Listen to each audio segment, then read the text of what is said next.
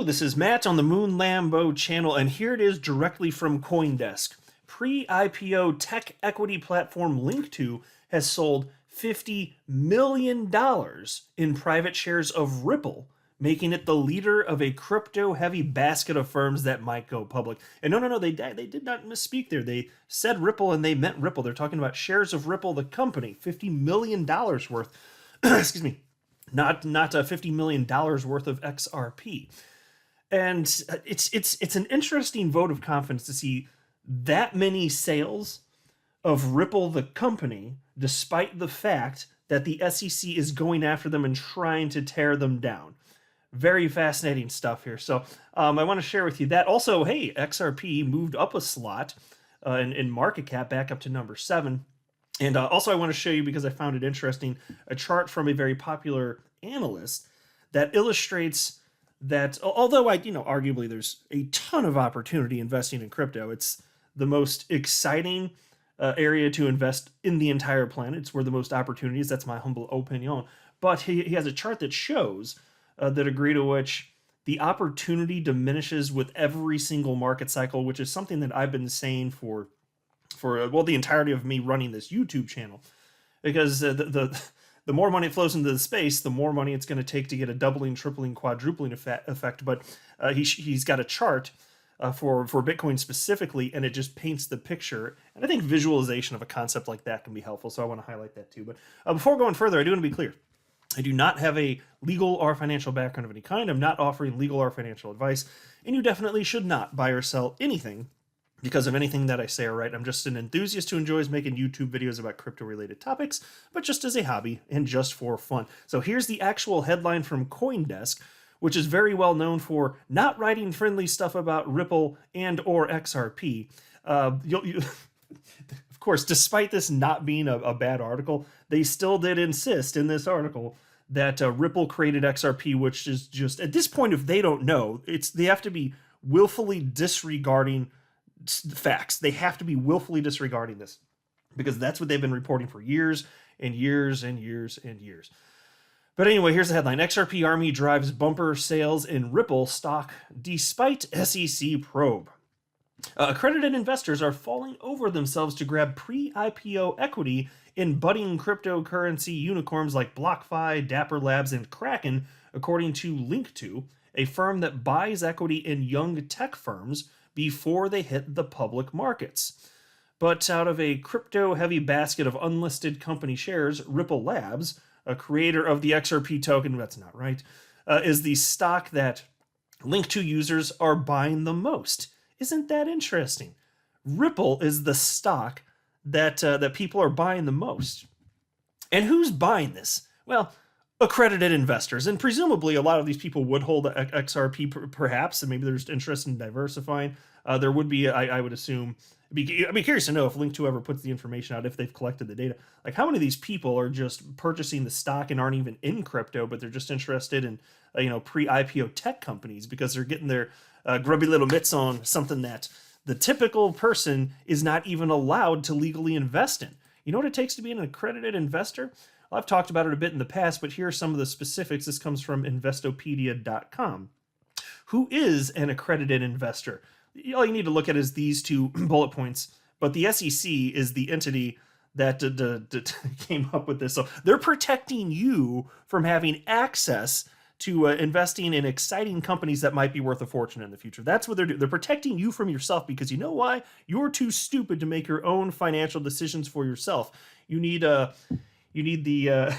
protection of the SEC that we've all come to know and love. But look at the first bullet point here. So, because again, the question is, who's an accredited investor? It's a natural person with income exceeding $200,000 in each of the 2 most recent years, or joint income with a spouse exceeding $300,000 for those years, and a reasonable expectation of the same income level in the current year. So already right there, typical person, you won't be accredited because the typical person is not making anywhere near that much. There's another way that you can be accredited, though. Take a look at this.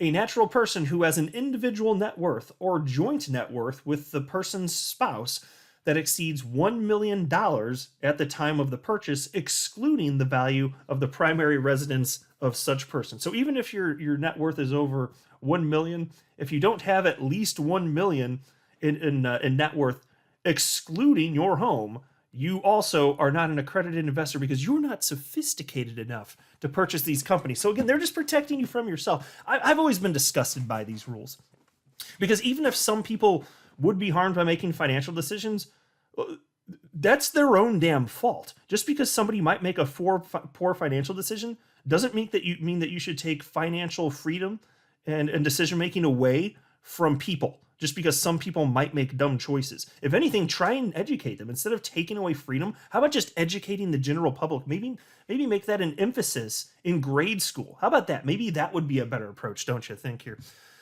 But no, that's not the route that the SEC has gone.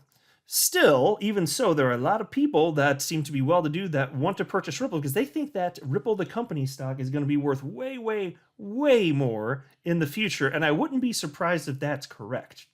I would not be surprised in the least. But here's a quote.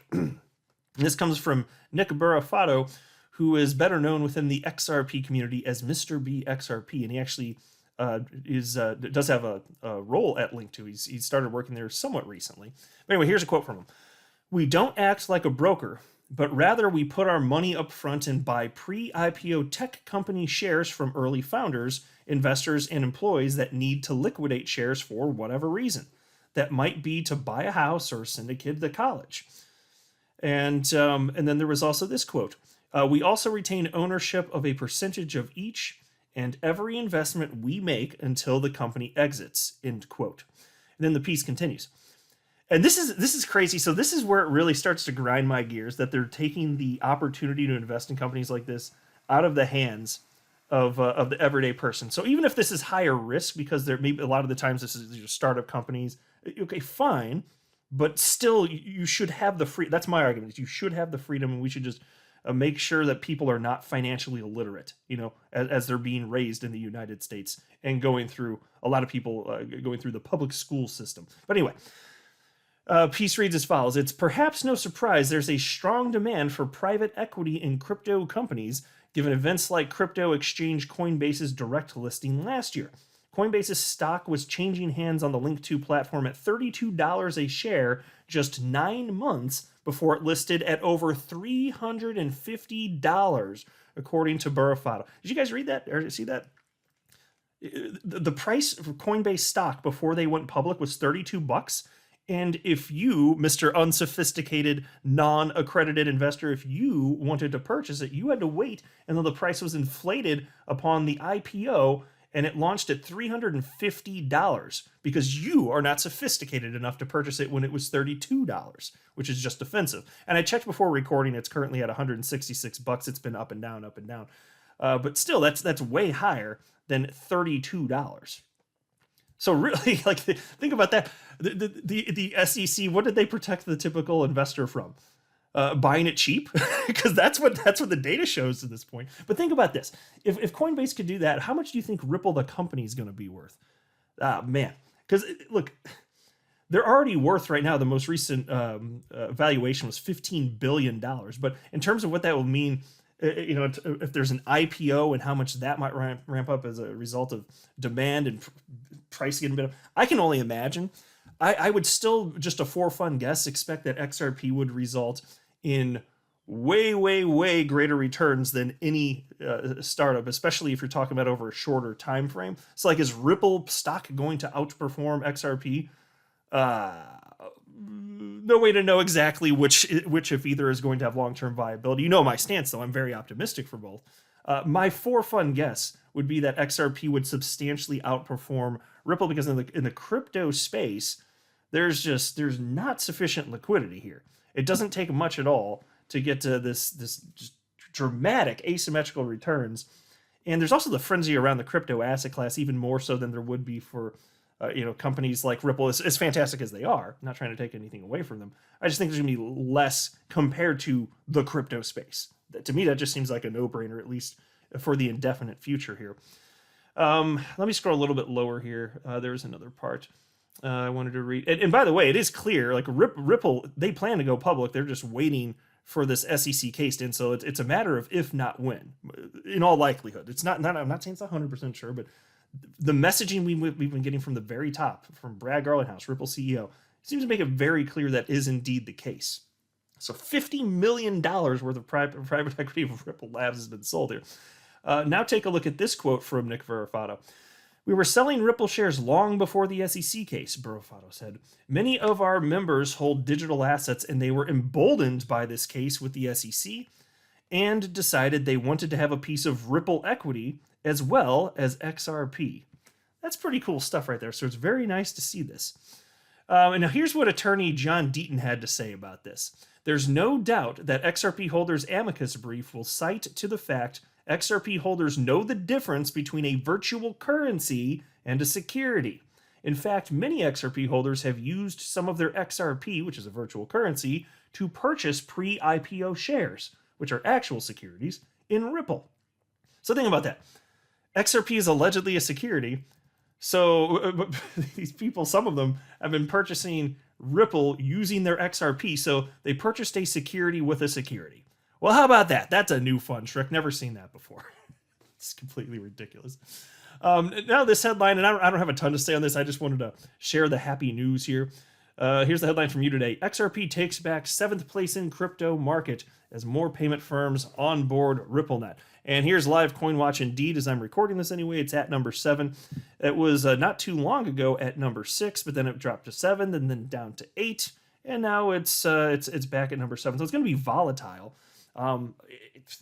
Look, I don't know what's going to happen if we see an alt season and XRP price is still artificially suppressed. Hopefully we don't see it actually get knocked out of the top 10 because that's a psychological level that I'd rather we not have to address. And I'm not predicting that's going to happen. But given how unfairly treated XRP has been by the SEC, it's not outside the realm of possibility. So I'm not trying to scare anybody, but even if that happens, it doesn't change my outlook on XRP in terms of will it ever have a parabolic run and hit its previous all-time high. Well, I'm very optimistic. There's no way to know any of this. This is not, I'm not offering financial advice like I said at the outset of the video, but I'm just annoyed that it is what it is, okay? I just annoyed, so it's nice to report that there is a little bump up here. Now take a look at this. There's this chart from Dave the Wave, who is a very popular chart analyst all up on the Twitters with 96,200 followers at the time I'm recording this. And so he has this chart, which he calls his stairway to heaven, his Bitcoin stairway to heaven. And he updates this from time to time. And here's the most recent one from a little bit earlier this month. And you can see what this looks like. Because this does go back to 2011, the earliest days of Bitcoin being traded. You can see how this curve, how it kind of, the slope and intensity kind of changes and diminishes. And what happens over time is that the multiplier effect with each market cycle, it has diminished as more money enters the space. And arguably, the lengths of each cycle are diminishing, which is not the point he was even trying to make if you read his additional comments. But he is noting, yeah, effectively, he said it in his own words, that the cycle opportunity is diminishing, effectively, is what he's getting to. And you can think, well, how is that? Because Bitcoin's peak last market cycle was at $20,000, and we already had it go up to almost $70,000. No math whiz, but that's somewhere close to $50,000 higher. That's a big dollar figure. Those are way bigger dollar swings than back in 2011 when it went from say it went from 10 cents to $1 or $1 to 100. Those are way smaller figures. Well, how is that indeed the case? Okay, right, the dollar figures are smaller, but what about the multiplier effect? Going from $20,000 to almost $70,000, that's awesome if you look at one peak to the next, but that's only a little over a 3-fold increase. If you're talking about going from 10 cents to $1, that's a 10-fold increase. So there's less money, and it's easier to get this multiplier effect and have the price bid up. But that's why every single subsequent market cycle we're in, there's incredible opportunity. Yes, I'm not pretending like there isn't, so I'm not trying to dampen the mood here. I'm thrilled about the level of opportunity here. I'm just letting you know, with every single market cycle, the more time it passes, the fewer, the lesser the opportunity, because the multiplier effect will just decrease, and eventually it'll get to the point where there's so much liquidity that it's going to be as boring as trading, precious metals, gold, silver stuff. Just that's what it's going to look like. There's going to be so much damn money in this, and people still buy and sell, just like people still buy and sell gold. But that's why being in right now, this is the reason we still have a life-changing opportunity here, because It's less than 3% of humans, or about 3% of humans estimated to have ever purchased a cryptocurrency, and substantially less than 1% of humans have ever purchased XRP. So in terms of the opportunity to get a multiplier effect, yeah, there's almost no money in XRP. That's incredible. That's one of the reasons I'm here. So much opportunity. I'll wrap up here. I am not a financial advisor. You should not buy or sell anything because of anything that I say or write. That would be a very, very, very bad idea. Until next time, to the moon, Lambo.